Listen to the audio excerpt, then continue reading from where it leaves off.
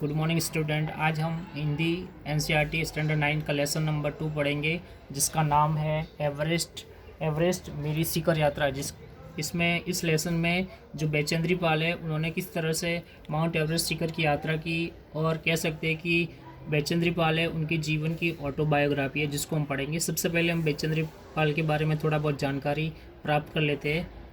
बेचेंद्री पाल का जन्म उत्तरांचल के चमोली जिले में बम्पा गांव में 24 मई 1954 को हुआ था।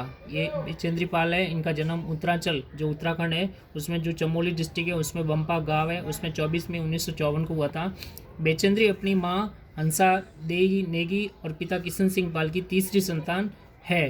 पिता पढ़ाई का खर्च उठाने में असमर्थ है। कहते हैं कि इनकी घर की आर्थिक स्थिति बहुत ही खराब थी, ठीक है।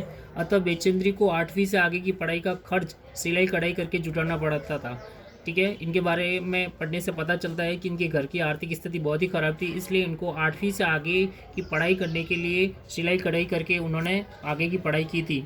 10वीं पास करने के बाद बेचेंद्री के प्रिंसिपल ने उनके पिता को उनके आगे की पढ़ाई के लिए सहमत किया था। 10वीं जब उन्होंने पास की थी तो उसके बाद उस स्कूल के प्रिंसिपल ने इनके पिताजी को आगे पढ़ने के लिए उनको सहमत किया था। बेचेंद्री ने ऐसी विषम परिस्थितियों के बावजूद संस्कृत से एमए और बीएड की शिक्षा हासिल की थी। इतनी खराब स्थिति के बाद भी विषम परिस्थितियों में उन्होंने संघर्ष करके एमए और बीएड की शिक्षा हासिल की थी। लक्ष्य के प्रति इसी समर्पण भाव ने उन्हें एवरेस्ट पर विजय प्राप्त करने वाली पहली भारतीय पर्वतारोही होने का गौरव दिया था। लक्ष्य के प्रति, अपने एम्स के प्रति, अपने ज़िंदगी के उद्देश्य के प्रति ऐसी जो समर्पण और त्याग की भावना से ही उन्होंने माउंट एवरेस्ट पर विजय प्राप्त करने वाली वो पहली भारतीय पर्वतारोही होने का गौरव उन्होंने प्राप्त किया था। बेचेंद्री को पहाड़ों पर चढ़ने का चाव बचपन से ही था।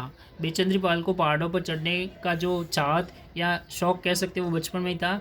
जब उनका बड़ा भाई उन्हें पहाड़ पर चढ़ने से रोकता था तो उनसे 6 साल छोटे भाई को पहाड़ पर चढ़ने के लिए उकसाता था। कहते हैं कि उनके जो बड़ा भाई था उनको पहाड़ों से चढ़ने से रोकता था और उनसे छोटे भाई था उनको वो पहाड़ों पर चढ़ने के लिए उकसाता था। तब बेचेंद्री को बहुत बुरा लगता था। वह सोचती थी कि भाई ये क्यों नहीं समझता कि जो काम छोटा भाई कर सकता है वो उसकी बहन भी कर सकती है। लोग लड़कियों को इतना कोमल नाजुक क्यों समझते हैं। वो अपने यहाँ पे एक बात को बताना चाह रही है कि जो लड़का कर सकता है वो लड़की भी कर सकती है। बहरहाल पहाड़ों पर चढ़ने की उनकी इच्छा बचपन से ही पूरी होती रही। चूँकि उनका परिवार साल के कुछ महीने तक ऊंचाई वाले गांव में बीता था। कुछ महीने पहाड़ों से नीचे तराई में बसे एक गांव में जिस मौसम में परिवार नीचे तराई वाले गांव में आ जाता था, उन महीनों में स्कूल जाने के लिए बेचेंद्री को 5-6 मील पहाड़ की चढ़ाई चढ़नी और उतरनी पड़ती थी। उधर बेचेंद्री की पढ़ाई पूरी हुई। उधर इंडियन माउंटेन फाउंडेशन ने एवरेस्ट अभियान पर जाने का साहस रखने वाली महिलाओं की खोज शुरू की। जो इंडियन माउंटेन फाउंडेशन के जो एवरेस्ट अभियान पर जाने का साहस रखने वाली थी, उसमें उन्होंने महिलाओं की खोज शुरू कर दी थी और बेचेंद्री इस अभियान दल में शामिल हो गई थी। ट्रेनिंग के दौरान बेचेंद्री 7500 मीटर ऊंची मान चोटी पर सफलतापूर्वक चढ़ी और कई महीनों के अभ्यास के बाद आखिर वह एक दिन आ ही गया जब उन्होंने एवरेस्ट विजय के लिए प्रयाण किया, मतलब उन्होंने एवरेस्ट विजय को प्राप्त कर लिया था।